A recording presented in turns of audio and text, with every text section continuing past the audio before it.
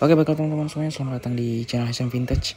Di video kali ini di sini kita akan menjelaskan resiko gagal bayar atau galbay pada pinjaman online pinjol easy cash teman-teman ya. Dan ternyata memiliki beberapa resiko teman-teman ya.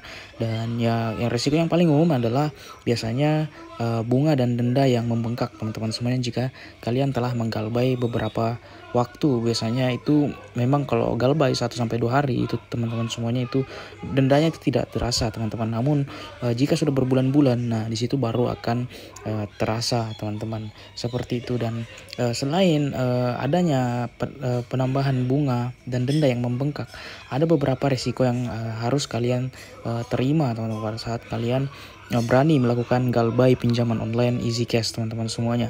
Dan kita akan bahas di sini rincian risiko galbay pinjaman online easy cash teman-teman semuanya ya.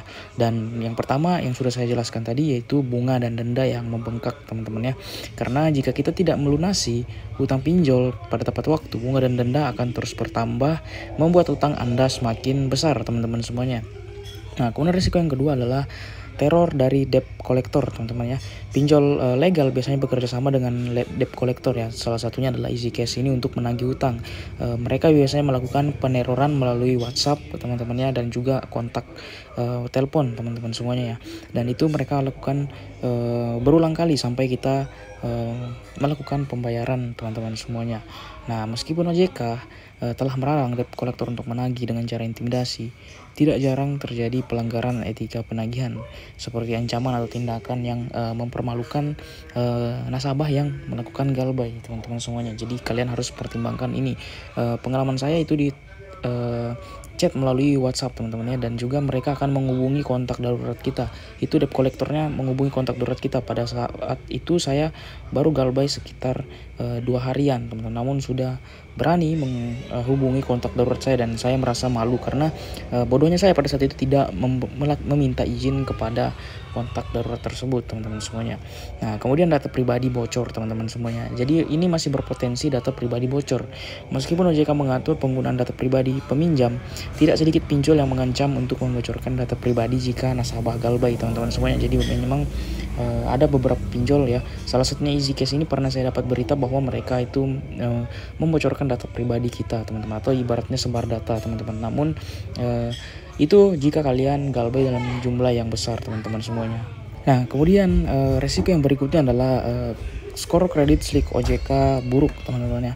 Karena ini sangat berpengaruh di skor kredit OJK teman-teman. Jadi gagal bayar easy cash itu dapat berdampak buruk pada skor kredit Anda di slik OJK, yang dapat mempersulit Anda mendapatkan pinjaman di masa depan teman-teman ya. Jadi berpengaruh ke semua aplikasi yang menggunakan sistem slik OJK teman-teman, seperti itu. Jadi rata-rata pinjaman legal itu semuanya sudah menggunakan slik OJK. Jadi mereka saling terhubung melalui slik teman-teman. Kalau kalian mau galbay easy cash kemudian besoknya kalian pinjam di Kredivo dan lain-lain, itu sudah tidak bisa teman-teman semuanya, seperti itu ya.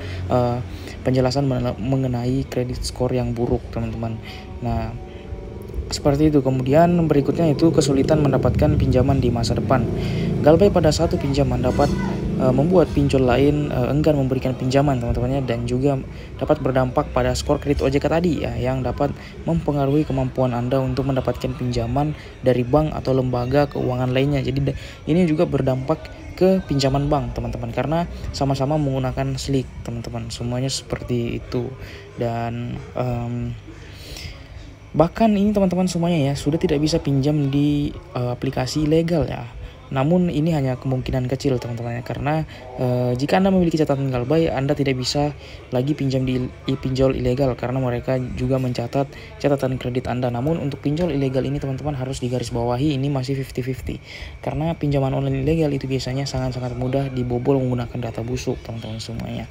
Nah, jadi untuk solusi galbay apa teman-teman? Jadi saran dari saya, kalau kalian memang tidak mampu membayar, saran saya lebih baik jangan melakukan gali lubang tutup lubang teman-teman, atau kalian pinjam di aplikasi lain, kemudian kalian cairkan di aplikasi, kemudian kalian membayar pinjaman di aplikasi easy cash. Tidak seperti itu, tidak boleh teman-teman. Lebih baik kalian menjual saja barang-barang yang tidak terlalu kalian pergunakan teman-teman untuk membayarnya, karena kalau kalian menggunakan sistem gali tutup lubang teman-teman, itu sudah tidak bisa teman-teman semuanya.